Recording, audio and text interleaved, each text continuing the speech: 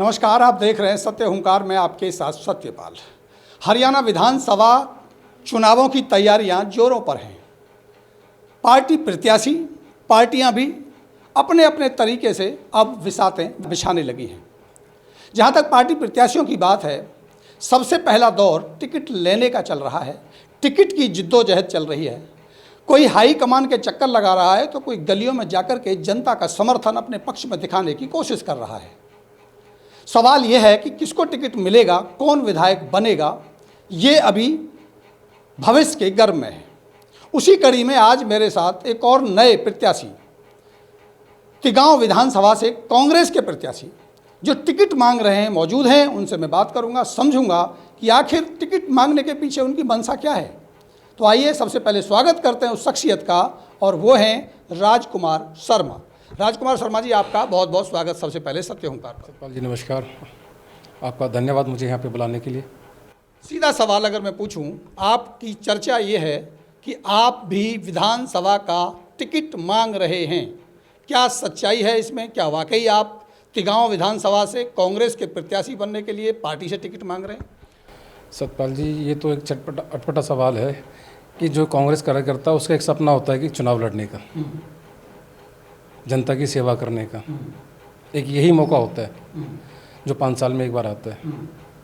और हम भी अपना पक्ष रख रहे हैं, टिकट मांग रहे हैं।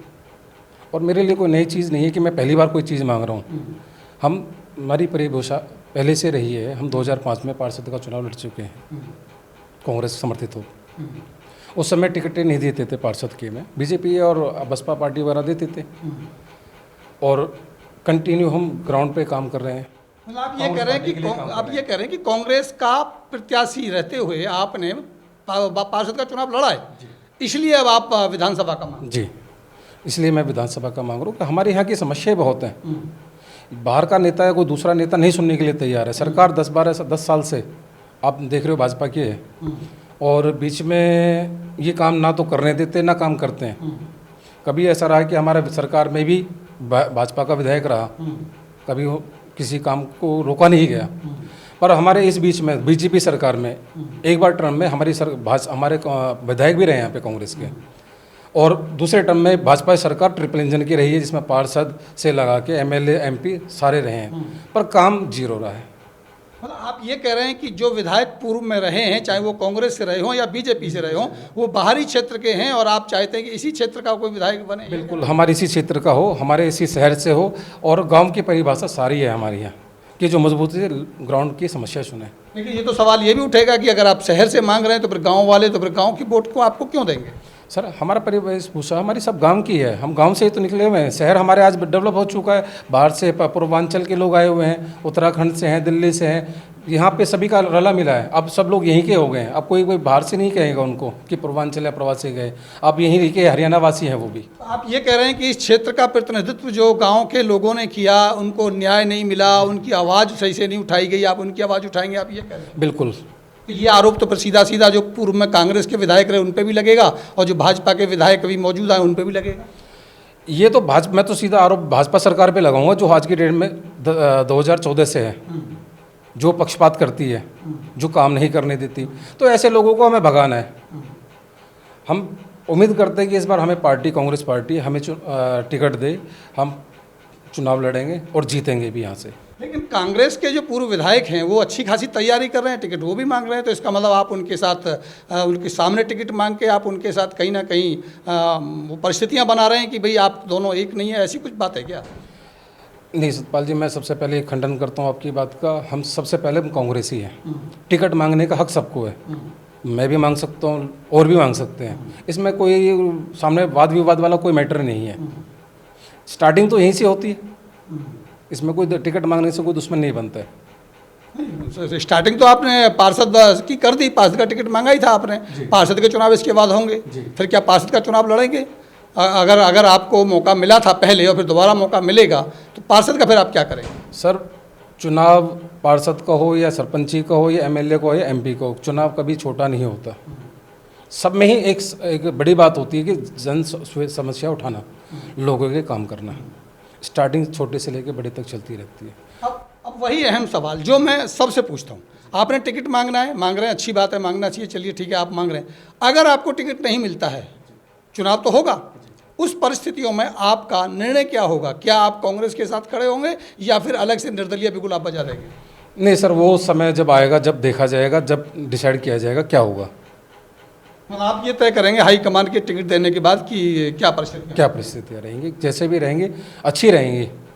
एक और बड़ा आरोप विशेषकर कांग्रेसियों पर ये लगा कि जो अभी जो चुनाव हुआ था लोकसभा का, उसमें ये माना गया, ये बताया गया, ये चर्चाएं रहीं कि कांग्रेसी ही लीडरों ने, बड़े नेताओं ने कहीं ना कहीं लोकसभा के चुनावों में गड़बड़ की।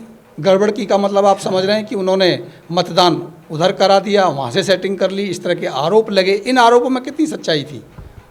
जो 10 लाख का सपना देखते थे, जो 2019 में 6.5 लाख से वोटों से जीते, वो इस बार मार्जिन कहाँ रह गया? आप इसी से अंदाज़ा लगा सकते हो कि हमारी पार्टी एक है, छोटे कार्यकर्ता हो या हमारा बड़ा नेता हो, सब हमने मिल के मेहनत की है। और मैं राहुल गांधी को प्रधानमंत्री बनाना था, तो आप ये खुद देख लीजिए कि मैं सबसे बताता हूँ कि धन बल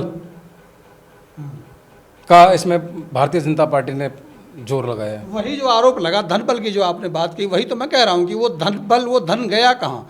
आरोप ये है कि कहीं ऐसे लोगों पे धन चला गया कि जिन्होंने काम ही नहीं किया कांग्रेस के लिए, वरना सीट निकाली जा सकती है। नहीं सतपाल जी, सबने काम किया। ये तो दूसरी पार्टी का नेटिव बनाया जाता है कि भाई उन्होंने ऐसा कर दिया, उन्होंने वैसा कर दिया। हमारी पार्टी ने सच्ची दिल से मेहनत की है कांग्रेस पार्टी को जिताने के लिए, तभी हम इतने मार्जिन तक पहुँचे हैं। जो अगर ऐसे हम कोई ना करते तो हम 6.5 लाख कुछ ऐसी वोट आई हमारी, वो नहीं आ पाती। आप ये कह रहे हैं 6.5 लाख वोट लेना ही हमारी उपलब्धि और यही हमारी जीत है? बिल्कुल बिल्कुल बिल्कुल। हम पहले कहाँ थे? 2014 में और 2019 में कहाँ थे? हम हाशिए पे पड़े हुए थे। हम राहुल गांधी के नेतृत्व में खड़े हुए, उनके साथ में चुनाव लड़ा, चौधरी महेंद्र प्रताप जी को टिकट मिली और सर्वे हुआ, ग्राउंड रिपोर्ट पे सारे कार्यकर्ता, सारे नेता और हम लोग भी, सब ने दिल से, तन मन धन से मेहनत की है। आज हम तभी इस पे पहुँचे कि जो एक प्रेसिडेंट का मंत्री जो है, विधायक, सांसद है, वो सिर्फ 160-170 तक के मार्जिन पे रह गया।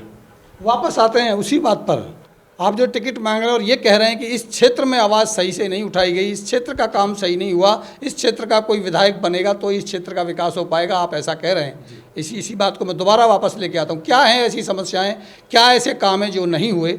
अगर मैं उनकी तरफ से बताऊँ, वैसे तो आरोप लगते हैं पक्ष के और सत्ता पक्ष के दोनों के, भी पत्रकार पक्षपात करते हैं, लेकिन सीवर की लाइन का डलना, टाइलों का लगना, क्या इसका विकास नहीं मानते? और क्या विकास नहीं हुए?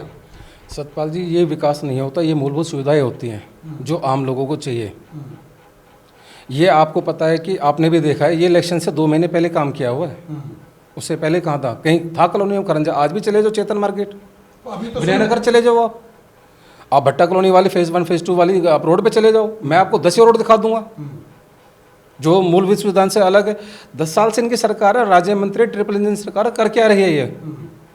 अब 6 महीने पहले आधा अधूरा काम किया, अब चुनाव वाले विधानसभा के थोड़ा सा काम अब कर देंगे।